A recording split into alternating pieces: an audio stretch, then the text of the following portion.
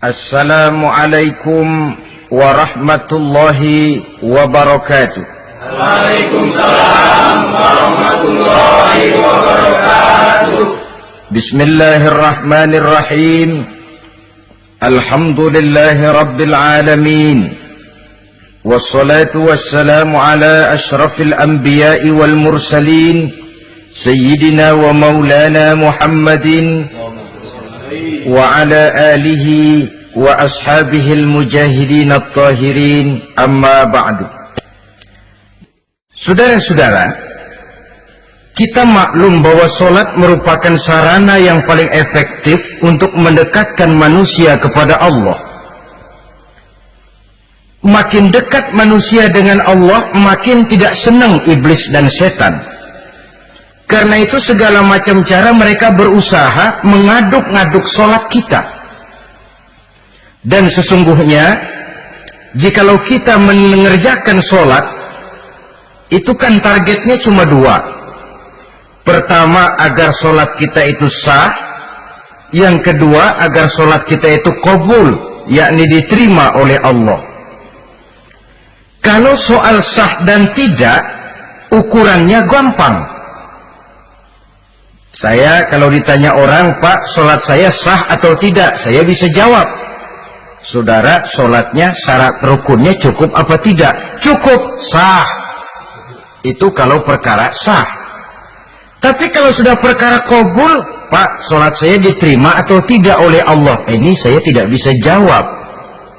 Kenapa? Soal qabul mencakup masalah batin. Cuma ukuran logikanya, kalau syarat rukun cukup, insya Allah qabul. Saudara-saudara kaum muslimin rahimakumullah. Oleh karenanya, pada saat kita sholat, iblis, setan datang dari segala macam penjuru supaya kita kehilangan rasa khusyuk. Apalagi kalau kita jadi imam yang gerak kita, bacaan kita dilihat, didengar, disaksikan oleh orang banyak,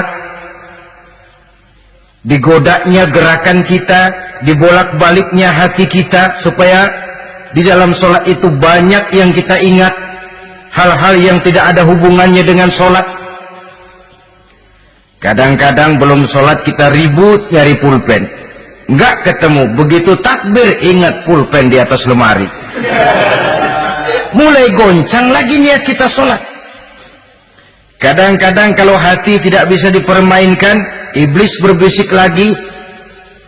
Gerakan kita dalam sholat tidak mencerminkan kekhusyuan. Kalau gerak juga ternyata masih bisa khusyuk. Bacaan kita dibuatnya kita seperti dikejar-kejar waktu.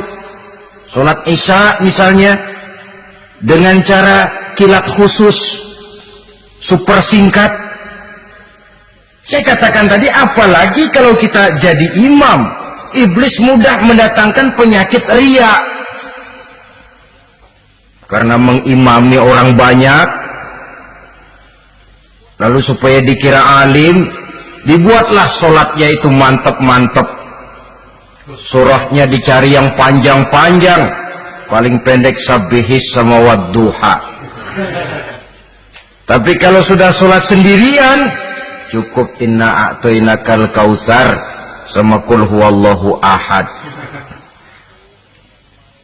Kayaknya khusyuk bukan main. Kalau imam, bahasanya dipaseh-pasehin kayak orang 16 tahun di Mekah. Usolli fardwal maghribi salasa raka'atin. Saudara-saudara kaum muslimin yang berbahagia, oleh karena sholat merupakan sarana yang paling efektif untuk mendekatkan diri dengan Allah, maka orang yang khusyuk di dalam sholatnya merupakan musuh utama daripada iblis. Sekarang bagaimana bisa khusyuk caranya? Kalau khusyuk 100%, rasa-rasanya sulit. Untuk sampai ke arah sana, orang memerlukan tahapan. Kepada Imam Ali karramallahu wajhah, baginda Nabi pernah memberikan satu tes. Ali, saya ya Rasul, Kalau kau bisa sholat 2 rakaat saja dengan khusyuk, aku kasih hadiah sorban. Baik ya Rasul. Sembahyang Imam Ali 2 rakaat, selesai sholat, assalamualaikum, wassalamualaikum. Rasul bertanya, yang mana sorbannya li? Tanpa nengok, Imam Ali menjawab, yang hijau ya Rasul. Setelah menjawab yang hijau, Rasul berkata, kamu tidak khusyuk li. Kenapa? Soalnya tadi waktu sembahyang mikirin, nanti kalau ditawarin sorban pilih yang hijau aja ah. Sehingga begitu ditanya, refleks menjawab, yang mana nih? Yang hijau saja ya Rasul. Oleh karena itu, menurut Al-Imam Nawawi, pada tingkatan yang paling sederhana, sudah sampai ke tingkat khusyuk, asal pada waktu takbiratul ihram ingat kepada Allah. Tapi jangan lupa, itu tangga pertama. Jangan ada fatwa begini lalu aman. Yang penting kan takbirnya ingat Tuhan, belasononya mau kemana kek. Bukan itu. Itu pada tingkatan pertama sudah sah dipandang khusyuk, sholatnya orang awam, asal pada waktu takbiratul ihram dia ingat kepada Allah. Tetapi harus terus berusaha agar sepanjang sholat dia ingat kepada Allah. Caranya bagaimana? Pertama, menanamkan diri bahwa pada saat kita sedang mengerjakan sholat, yang lain tidak ada kecuali Allah. Yang kedua, berusaha memahami apa yang kita baca. Sehingga pada saat kita sujud, subhana rabbiyal a'la wa bihamdih, terbayang kemahasucian Allah, kemahatinggian Allah. Sehingga hati tidak mengembara, mulut berucap, hati mengikuti apa yang diucapkan.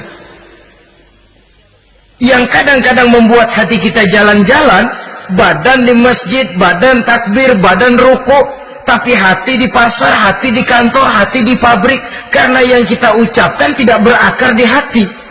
Yang kita baca kita nggak tahu artinya. Sangat boleh jadi hati lalu mengembara kemana-mana. Jadi untuk menopang kekhusyuan ini, cara yang paling efektif, pertama, tidak ada yang lain pada waktu kita sholat kecuali Allah. Yang kedua, berusaha memahami apa yang kita baca. Dikala kita sujud dikala kita duduk di antara 2 sujud, Rabbighfirli, ya Allah ampuni dosa saya, warhamni, kasihani saya, dan selanjutnya. Mulut membaca, hati mengikuti. Dengan mengikuti, hati tidak terlalu mengembara, ada tempat dia kembali. Saudara-saudara kaum muslimin rahimakumullah. Itu yang kelima. Yang keenam, yang menjadi musuh iblis, mukminun nasih, orang mukmin yang suka memberikan nasihat, orang mukmin yang suka memberikan petunjuk. Termasuk juru-juru dakwah, para mubaligh itu merupakan musuh utama iblis. Kenapa? Tiap hari iblis kampanye, tiap hari iblis mengajak dengan segala macam cara yang kalau perlu dia berikan kamuflase, dia berikan fata morgana. Kalau perlu yang haram dia bungkus dengan merek halal. Kalau perlu kejahatan dia bungkus dengan baju kebajikan. Istilahnya racun diberi merek madu. Dan itu wajar. Cuma kita tentu harus punya filter, daya saring positif agar tidak salah pilih. Karena iblis ini pintar betul. Kalau kita khusyuk dalam sholat, dia tanamkan kepada kita misalnya seperti tadi itu. Sholatmu memang hebat, khusyuk. Di kampung ini tidak ada orang yang sholatnya seperti kamu. Tertanam itu dalam hati kita, timbul ujub. Akhirnya, iya, gue lihat-lihat di kampung ini kagak ada yang sembayangi kayak gua. Nah, sudah masuk iblis. Jadi dia pandai mengikuti gerak hati dan irama denyut jantung manusia ini. Kemana kecenderungan manusia, ke situ dia masuk. Pendeknya iblis itu ibarat tukang joget, dia ngerti bener irama kendang. Saudara-saudara kaum muslimin rahimakumullah. Termasuk juru-juru dakwah, para mubalik, orang yang suka memberikan nasihat ini. Mereka memberikan filter kepada umat, kepada jamaah, jangan sampai salah pilih. Dan iblis menyesatkan kita supaya kita salah pilih. Satu contoh ringan.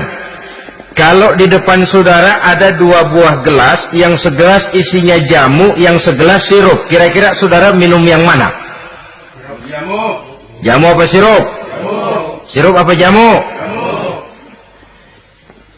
Orang yang pikirannya panjang, dia pasti minum jamu. Pahit memang, getir memang, tapi besok badan sehat, tenaga kuat, gairah kerja ada, kreativitas timbul, semangat menghadapi kehidupan tumbuh. Orang mukmin, orang yang berpandangan jauh ke depan, pandangannya panjang. Panjang kemana? Tidak cuma ke dunia, sampai juga dia memandang ke alam barzakh, ke akhirat. Sholat itu jamu, pahit. Ngaji, hadir di majelis taklim itu jamu, pahit. Sedekah, jamu, pahit. Mengeluarkan uang untuk kepentingan orang lain, enak aja minta sumbangan, datang-datang yang nyari pers keringat banding tulang gue, lu datang-datang mau minta. Yang enak ngumpulin harta lalu bakhil bin pelit alias medit. Itu jamu. Saudara hadirin yang saya muliakan, sedekah jamu pahit, puasa jamu pahit, jihad jamu pahit. Tapi nanti begitu kita meninggalkan dunia, masuk ke alam barzakh, apalagi pindah ke akhirat, baru terasa, aduh, nikmatnya dulu kemarin itu minum jamu, sekarang badan sehat, tenaga kuat, kerja semangat. Nikmatnya dulu saya waktu di dunia sholat, rajin ngaji, suka sodako, suka menolong orang. Sekarang terasa manfaatnya begitu saya berada di alam barzakh, apalagi sudah dibangkitkan di padang mahsyar di akhirat nanti, terasa seluruh kebajikan yang saya kerjakan.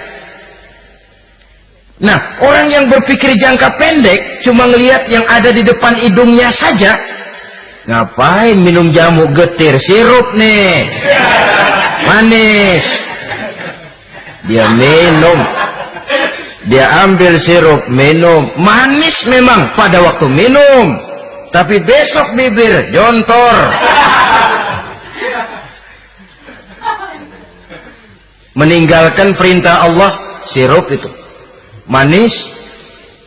Tidak sholat, manis. Tidak bayar zakat, sirup, manis. Tidak mau puasa, sirup, manis. Manis sekarang.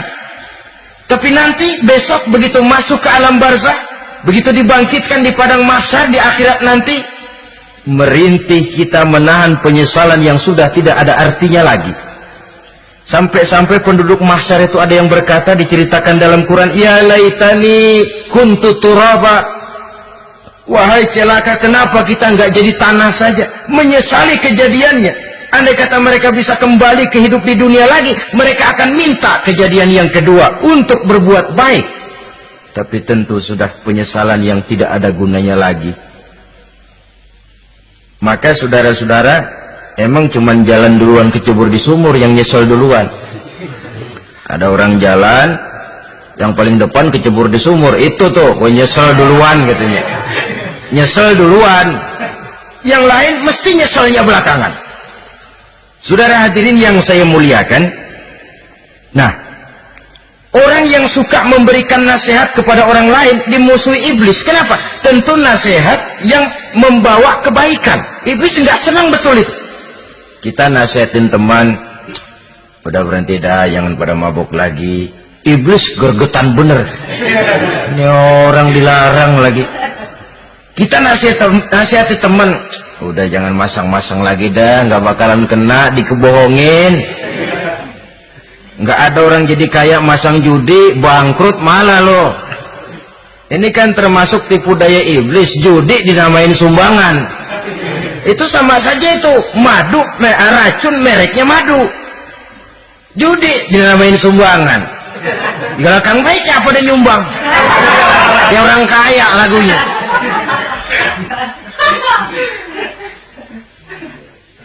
Saudara-saudara kaum muslimin rahimakumullah, adalah kewajiban kita memang untuk tawasau bil haq, saling nasihat menasihati. Setiap kita juru dakwah, setiap kita wajib menyampaikan apa yang sudah kita tahu kepada orang yang belum atau kurang tahu.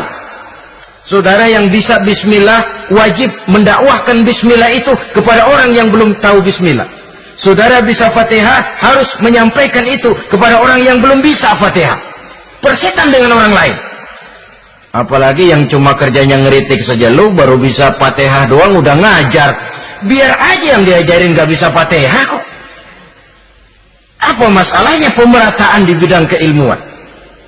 Sebab memang biasa penonton itu selalu lebih pandai menilai, kayaknya lebih pintar dari yang main. Sama saja orang nonton bola ngomel melulu, padahal dia sendiri belum tentu bisa main.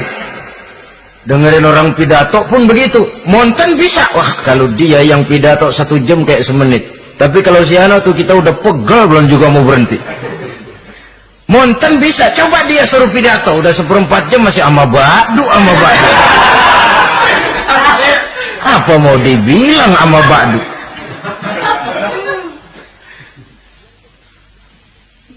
Yang ketujuh, yang menjadi musuhnya iblis, taibun sabitun ala taubatihi, orang yang bertaubat dan tetap di atas taubatnya. Secara jujur, tidak ada manusia yang tidak punya salah. Dan orang yang baik memang bukan orang yang tidak punya salah. Karena tidak ada orang yang tidak punya salah. Orang yang baik adalah orang yang apabila melakukan kesalahan dia segera sadar, dijadikannya itu sebagai pelajaran untuk tidak diulanginya lagi pada masa yang akan datang. Biasanya kita menghakimi orang pintar, kita nggak merasa bahwa kita juga punya kesalahan. Kalau kita ngelihat maling ayam kita teriak, padahal kita nyolong kambing. Lebih besar dari si maling ayam, merasa diri lebih benar dari yang lain, padahal kita lebih kotor dan lebih jelek. Hilang sifat introspeksinya. Yang kita musuhi, yang kita caci maki, tahu-tahu kita sendiri yang melakukannya. Saudara-saudara kaum muslimin, orang yang bertaubat dan tetap dalam taubatnya stabil, itu musuh iblis. Apa ada orang yang taubatnya nggak tetap? Ada, yang istilah kita taubat sambal namanya. Kalau dia makan sambal kepedesan, taubat makan sambal. Besok mau makan kagak ada sambal, ngomel, mana sambal? Kemarin udah taubat, sekarang mana sambal? Ini taubat yang namanya taubat sambal. Istighfar, istighfar, nyolong lagi, istighfar lagi, besok nyolong lagi, istighfar lagi. Itu taubat yang tidak tetap namanya. Allah Maha Pengasih dan Penyayang dengan segala kebesarannya. Ia akan memaafkan segala perbuatan yang bersifat salah dari hamba-hambanya. Cuma manusia kadang-kadang yang tidak mau memaafkan dirinya sendiri. Amat dungu manusia macam ini, membiarkan dirinya hanyut berlarut dalam lembah dosa, sementara dia diberikan umur tidak digunakannya untuk bertaubat. Innallaha yaqbalu taubatal abdi ma lam yugharghir. Allah senantiasa akan menerima taubat seorang hamba sepanjang nafasnya belum sampai di tenggorokan. Kalau nafas sudah sampai di tenggorokan baru berniat taubat, kasih terlambat. Kayak Fir'aun. Fir'aun itu begitu ditenggelamkan di lautan merah, udah cengap-cengap mau mampus, baru ngomong dalam sekaratnya, amantu bi Rabbi Musa wa Harun. Kalau begini mah saya juga percaya sama Tuhannya Musa. Udah sekarat baru mau taubat, malaikat maut gemes banget, dilelepin, mati.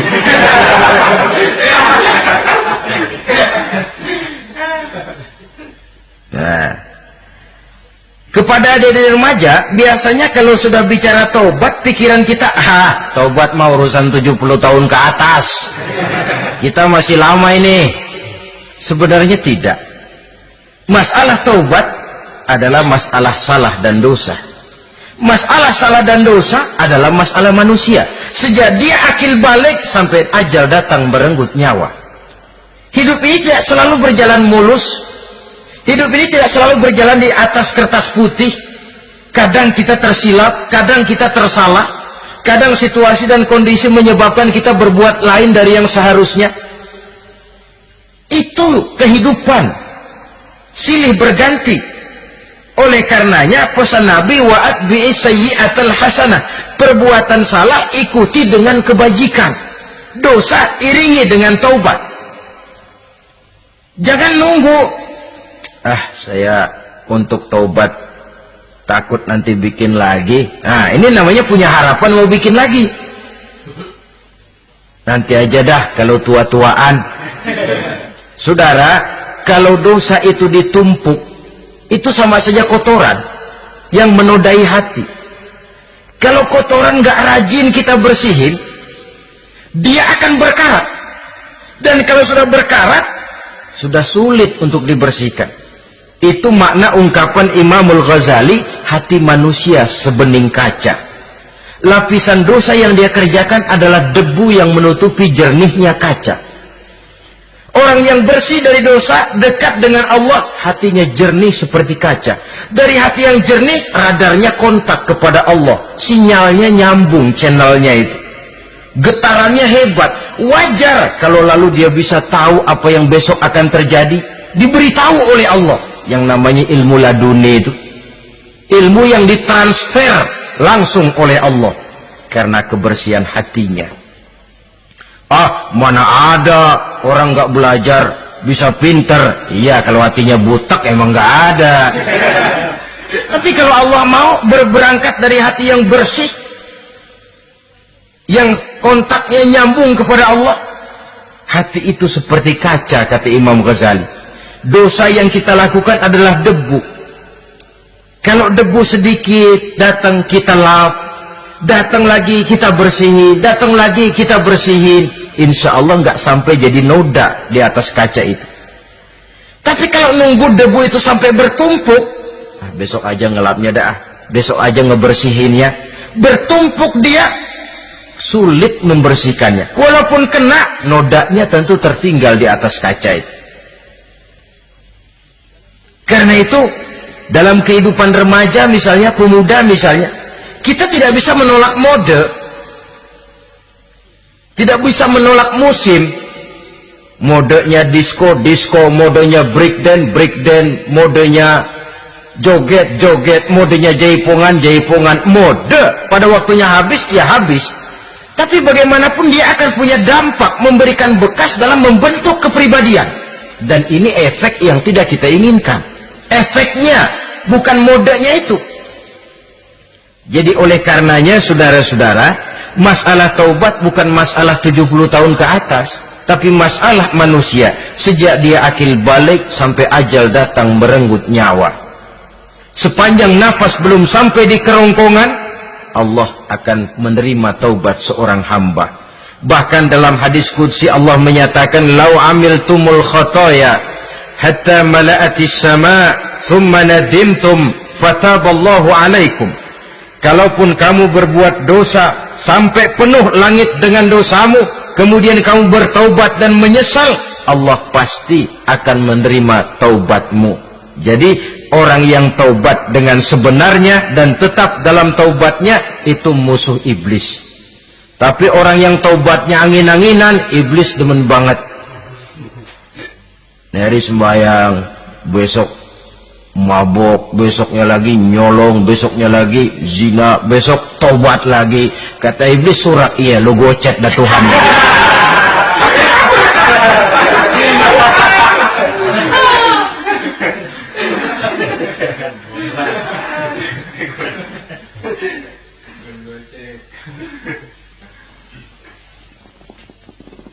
Selanjutnya yang ke-8, musuh iblis, musuh setan, mukminun yudawi mu'alat taharah.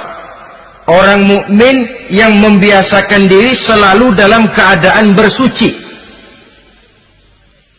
baik dari hadas kecil, lebih-lebih dari hadas besar.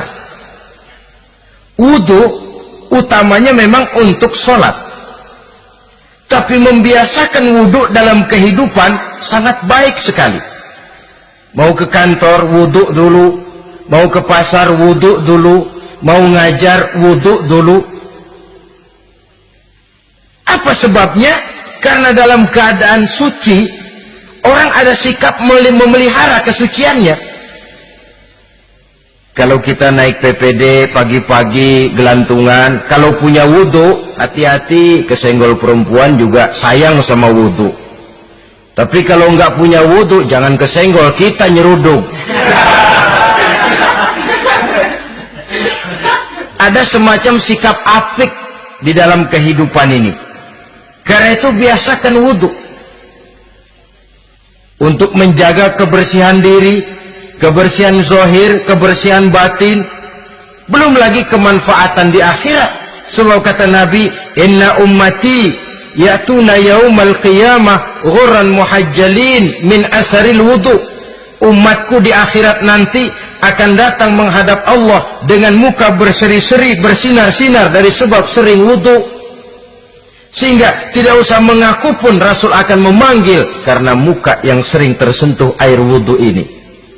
Mu'minun yudawimu ala taharah, orang mukmin yang selalu membiasakan diri berada dalam keadaan suci, berwudu. Kita lihat ajaran wudu ya, dari sejak bacaan-bacaannya saja itu sudah membawa manfaat. Lalu dari segi bahwa kita manusia sering tersilap melakukan dosa-dosa kecil. Dosa-dosa kecil itu oleh air wudhu dia rontok. Tangan kita suka colak-colek pada saat membasuh dua tangan. Allahumma inni as'alukal yumna wal barakah wa a'udzubika minasyu'mi wal halakah. Dosa yang ada di tangan itu rontok. Mata kita suka pelatat-pelotot, nggak karu-karuan pada saat membasuh muka. Nawaitu raf'al hadasil asghar, dosa yang ada di mata rontok. Dari segi pembersihan batin, belum lagi dari segi pembersihan zahir. Sehari semalam kalau 5 kali saja kita terkena air wudhu, itu sudah menjaga kesehatan dan kebersihan. Saudara-saudara kaum muslimin rahimakumullah, yang ke-9,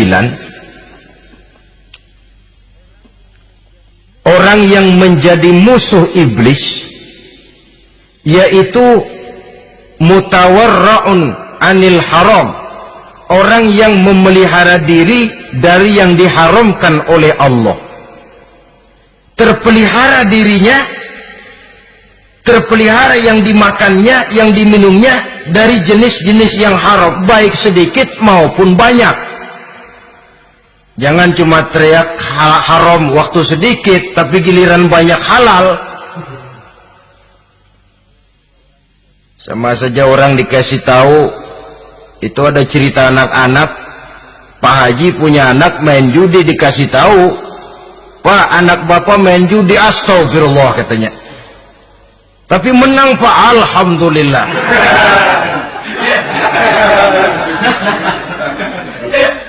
Ini kan sama saja, giliran sedikit dibilang haram karena dia nggak dapat jatah, begitu dapat banyak dan dia kecipratan jadi halal. Yang sedikit haram, banyaknya pun juga haram. Yang banyaknya haram, sedikitnya juga haram. Ada orang bilang minuman keras kalau nggak mabokkan nggak haram. Yang memabukkan banyaknya, sedikitnya tetap saja haram. Ma askaro kasiruhu faqaliluhu haramun. Apa yang banyak menyebabkan jadi mabuk, sedikitnya pun juga haram.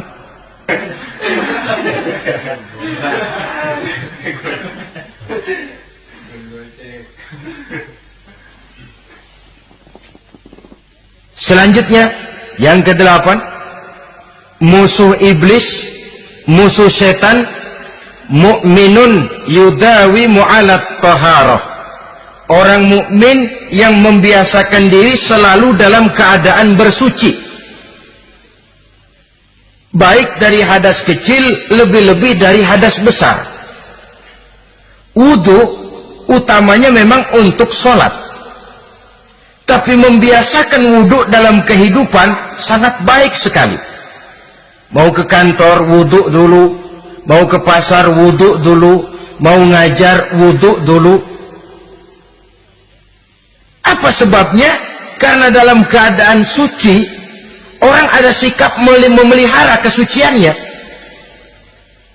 Kalau kita naik PPD pagi-pagi gelantungan, kalau punya wudu, hati-hati, kesenggol perempuan juga sayang sama wudu. Tapi kalau nggak punya wudu, jangan kesenggol, kita nyeruduk. Ada semacam sikap apik di dalam kehidupan ini. Karena itu biasakan wudu untuk menjaga kebersihan diri, kebersihan zahir, kebersihan batin, belum lagi kemanfaatan di akhirat. Sebab kata Nabi, inna ummati ya'tuna yaumal qiyamah ghurran muhajjalin min atharil wudu.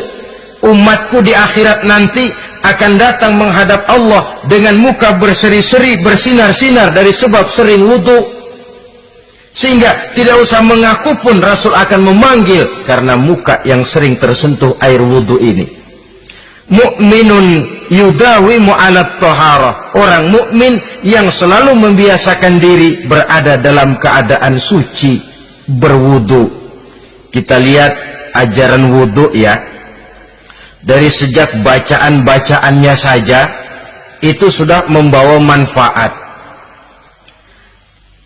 Lalu dari segi bahwa kita manusia sering tersilap melakukan dosa-dosa kecil. Dosa-dosa kecil itu oleh air wudhu dia rontok. Tangan kita suka corak-colek pada saat membasuh dua tangan. Allahumma inni as'alukal yumna wal barakah wa a'udzubika minasyu'mi wal halakah. Dosa yang ada di tangan itu rontok. Mata kita suka pelotot-pelotot, nggak karu-karuan pada saat membasuh muka. Nawaitu raf'al hadasil asghar. Dosa yang ada di mata rontok. Dari segi pembersihan batin, belum lagi dari segi pembersihan zahir. Sehari semalam kalau 5 kali saja kita terkena air wudhu, itu sudah menjaga kesehatan dan kebersihan. Saudara-saudara kaum muslimin rahimakumullah. Yang kesembilan, orang yang menjadi musuh iblis yaitu mutawarra'un anil haram. Orang yang memelihara diri dari yang diharamkan oleh Allah. Terpelihara dirinya, terpelihara yang dimakannya, yang diminumnya dari jenis-jenis yang haram, baik sedikit maupun banyak. Jangan cuma teriak haram waktu sedikit, tapi giliran banyak halal. Sama saja orang dikasih tahu, itu ada cerita anak-anak, Pak Haji punya anak main judi, dikasih tahu, Pak, anak bapak main judi, astagfirullah katanya. Tapi menang Pak, alhamdulillah.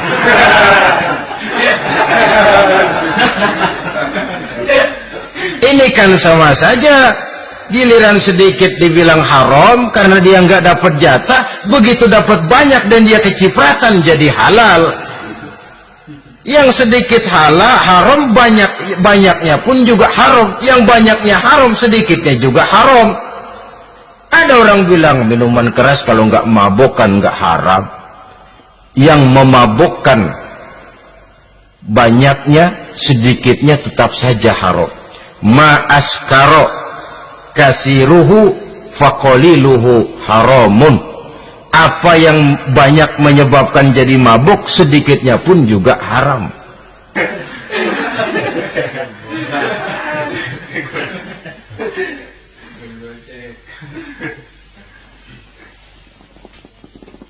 Selanjutnya, yang ke-8, musuh iblis, musuh setan, mukminun yudawi mu'alat taharah. Orang mukmin yang membiasakan diri selalu dalam keadaan bersuci, baik dari hadas kecil, lebih-lebih dari hadas besar. Wudu utamanya memang untuk sholat, tapi membiasakan wudu dalam kehidupan sangat baik sekali. Mau ke kantor wudu dulu, mau ke pasar wudu dulu, mau ngajar wudu dulu. Apa sebabnya? Karena dalam keadaan suci, orang ada sikap memelihara kesuciannya. Kalau kita naik PPD pagi-pagi gelantungan, kalau punya wudu, hati-hati, kesenggol perempuan juga sayang sama wudu. Tapi kalau nggak punya wudu, jangan kesenggol, kita nyeruduk. Ada semacam sikap apik di dalam kehidupan ini. Karena itu biasakan wudu untuk menjaga kebersihan diri, kebersihan zahir, kebersihan batin, belum lagi kemanfaatan di akhirat. Sebab kata Nabi, inna ummati ya'tuna yaumal qiyamah ghurran muhajjalin min atharil wudu.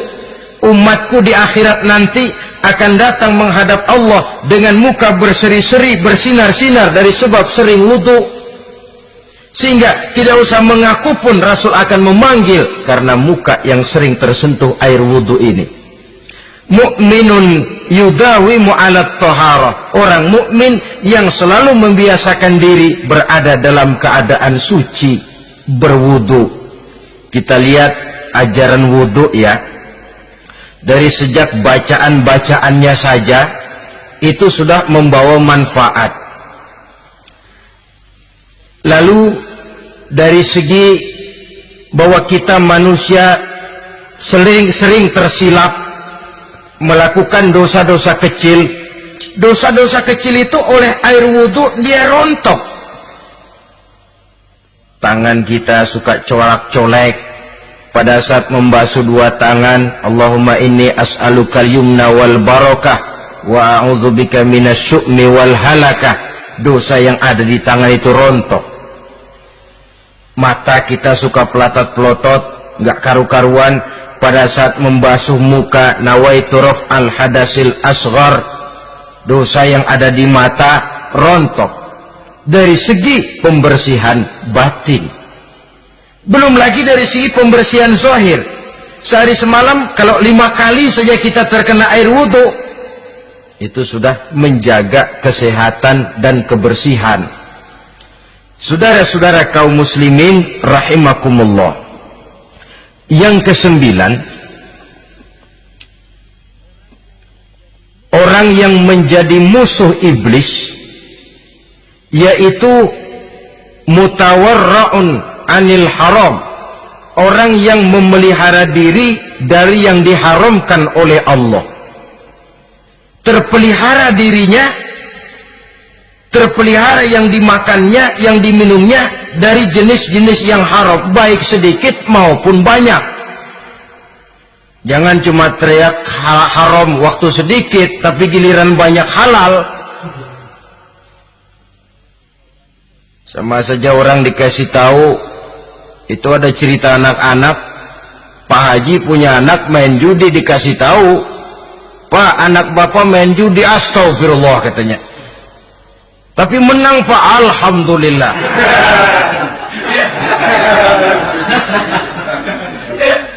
Ini kan sama saja, giliran sedikit dibilang haram karena dia nggak dapat jatah, begitu dapat banyak dan dia kecipratan jadi halal. Yang sedikit haram, banyaknya pun juga haram. Yang banyaknya haram, sedikitnya juga haram. Ada orang bilang minuman keras kalau nggak mabukkan nggak haram.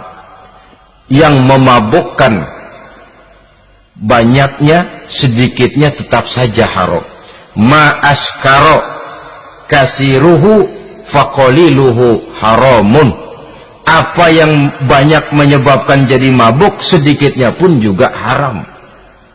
Saudara-saudara kaum muslimin Yang ke-10 yang terakhir, musuh daripada iblis ialah mukminun rahimun, orang mukmin yang berhati pengasih, orang mukmin yang suka menyambung silaturahmi, orang mukmin yang tidak suka bertengkar, orang mukmin yang tidak suka marah-marahan, kalaupun terpaksa marah tidak lebih daripada 3 hari. Jadi boleh saja marah kalau alasannya tepat, tapi nggak lebih dari 3 hari. Kalau perlu bikin perjanjian, kita marah ya 3 hari. Itu limit. Tidak halal kata Nabi bagi seorang muslim menjauhi saudaranya lebih dari 3 hari. Tidak halal itu artinya haram. Kita ini kadang-kadang kalau sudah marahan sama tetangga kah, sama teman kah, kadang-kadang suka berlaku perpanjangan waktu. Tidak cukup perpanjangan waktu, ditambah lagi perpanjangan generasi. Nggak cukup kita yang marah, orang lain kita sundut-sundut supaya ngikut marah lagi. Marah pakai ngundang. Mafia lagunya, udah dia marah, orang lain lagi disuruh marah. Saudara hadirin yang saya muliakan, mukmin yang punya sifat belas kasih, berhati jernih, itu musuh utama dari iblis. Tapi mukmin yang suka marah-marahan, tukang hasut dan tukang bakar, itu teman-teman iblis. Oleh karena itu, mudah-mudahan kita semua menjadi musuh iblis, dan jangan menjadi musuh iblis, jangan menjadi teman iblis. Sebab iblis sudah kadang memproklamirkan permusuhan. Sekali dia musuh kita, selamanya dia akan tetap menjadi musuh kita. Berusahalah untuk menjadi musuh iblis, dan jangan sekali-kali toleransi. Jangan berusaha menjadi teman iblis. Inilah yang kita bicarakan pada pertemuan ini. Mudah-mudahan ada manfaatnya. Terima kasih atas segala perhatian. Mohon maaf atas segala kekurangan. Wassalamualaikum warahmatullahi wabarakatuh. Waalaikumsalam.